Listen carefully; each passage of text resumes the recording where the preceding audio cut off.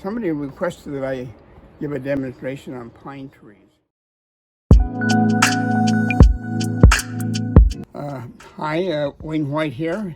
I'm a watercolor artist, and I'm out here on a hot, steamy day. Somebody requested that I give a demonstration on pine trees. Because a lot of my paintings, I'll have a pine tree or two in the painting. So I picked out a painting from a picture I took in Yellowstone Park. And there are so many, well, a big variety of trees, but a lot of pine trees there. So I have this scene, which has a half dome in the background, and then it's showcased by 3 pine trees. So what I've got to do first, I'm going to soak the back of the paper, Japanese brush that holds a lot of water. I don't use it for painting, although some artists do use it for painting. But I like it mostly to put water on the paper. Keeps it from wrinkling, to work fast. Not only because that's how I work, but also particularly on a very hot day. Paint the background, put in my background washes first. The sky and and half dome in the background. So this time I'm going to use the ultramarine blue, both the cobalt and ultramarine. Ultramarine blue is a little warmer than cobalt. Cobalt being a cooler blue.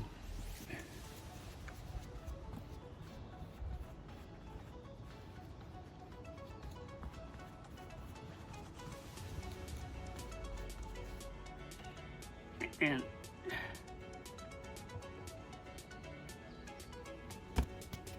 put a few clouds up there. Half dome, I'm going to mix some burnt sienna. I'm going to put that in with the blue. It makes a nice gray.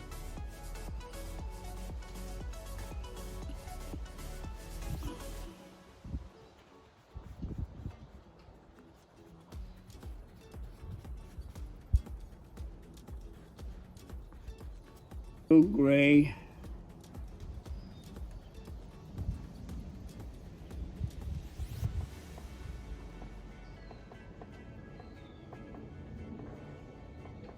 Yellow-green tree. That's a nice contrast to the dark pine trees. So I'm going to mix up a yellow,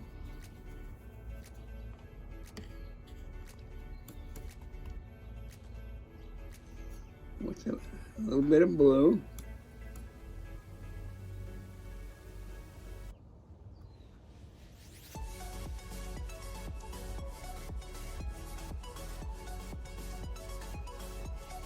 and now my background, my light values are in, and so now I'm going to start with the dark values, which will be the pine trees. So I'm going to mix up a dark green for the pine trees. In this case, it's going to be Payne's gray,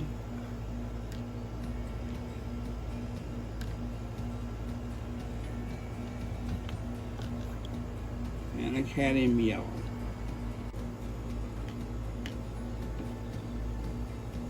Here's the most prominent tree right here. So I'm going to establish the peak of it is up here. I'm holding the brush on its side.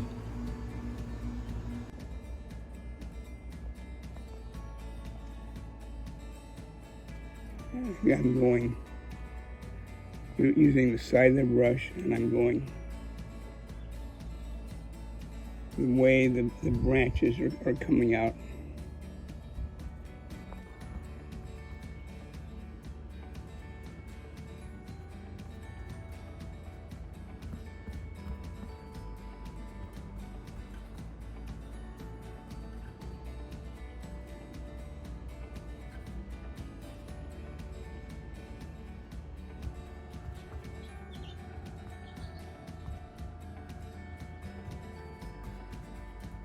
my big 1-inch flat brush and putting on the paint, pulling the brush sideways.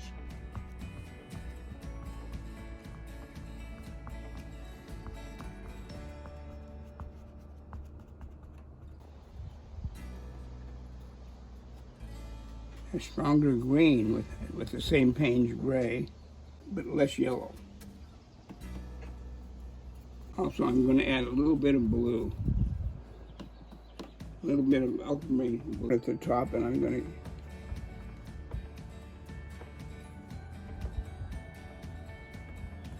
put in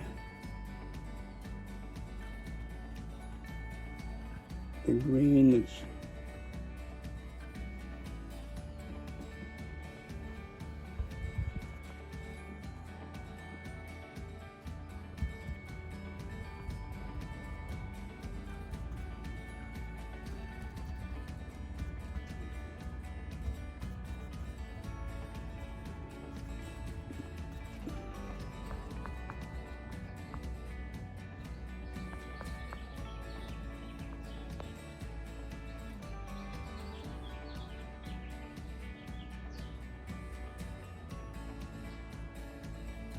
trees coming up nicely now.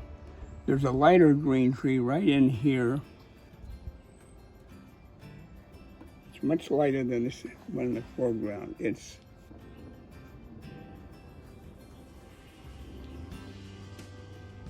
and it doesn't have as much foliage as the big tree. In fact, you can look right through it. Come over here and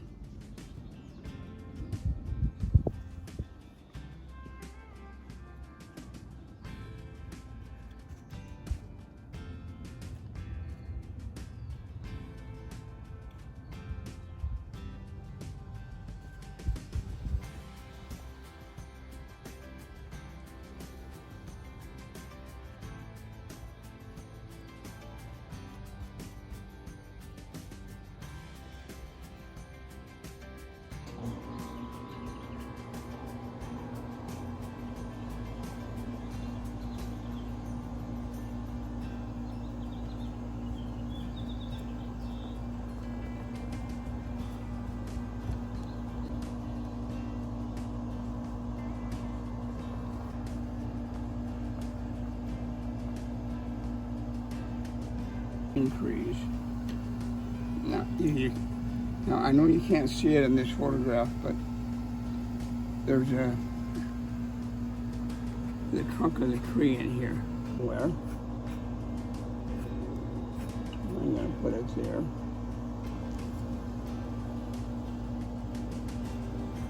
And here it's going to be, this one here I'm going to put in a darker trunk.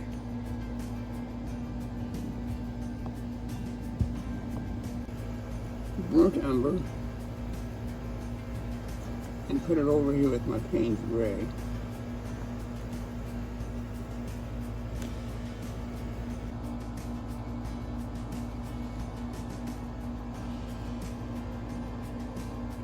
And I will put that in.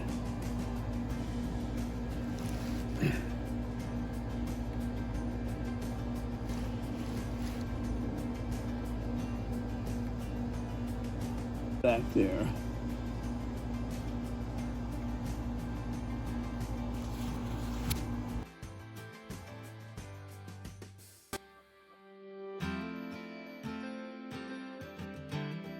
I think I'm about finished as far as I can go, unless I see something tomorrow. I can probably do some more work on the branches and etc. You know, this is half tone. You see half tone right here at the top.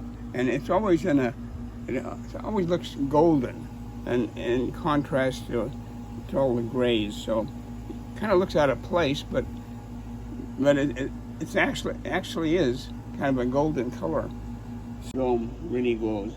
Splattered some burnt umber on this tree down here to show that there's a tree in back of it. So I think it gives the impression anyway of pine trees. So I hope this helps whoever wants to learn how to paint a pine tree. Maybe this will help. Remember, for the really dark green of a pine tree, use Payne's gray, cadmium yellow, or you can use an orange. That will also work. But there, almost every tree is a different green, so you have to use a variety of greens when you're painting a grove of trees.